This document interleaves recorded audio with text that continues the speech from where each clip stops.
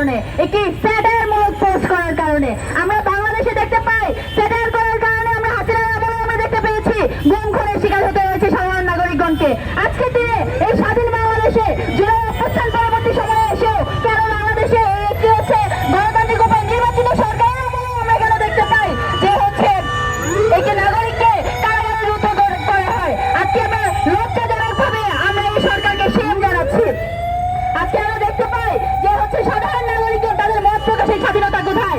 এই আমরা হচ্ছে বাংলাদেশে যে বিএনপি দল আছে তাদের উচ্চ পর্যায়ে নেতারা হচ্ছে বিভিন্ন স্যাটায়ারমূলক বিষয়গুলো নিয়ে তারা হচ্ছে মজা করেন, কিন্তু মাঠ পর্যায়ে বিভিন্ন সাধারণ নাগরিকগণকে গ্রেফতার করা হয়। এই মত প্রকাশের স্বাধীনতা বাংলাদেশে কোথায়? আজকে দিনে স্যাটায়ার করার কারণে বিভিন্ন ধরনের মত প্রকাশ কারণে নাগরিককে কারারুদ্ধ হতে হয়। আমরা এর বিপক্ষে অবস্থান করছি। জাতীয় ছাত্র শক্তির আজকে দিনের অবস্থান সাধারণ নাগরিককে কোনো ধরনের মত প্রকাশের স্বাধীনতায় বাধা দেওয়া যাবে না। ধন্যবাদ সকলকে।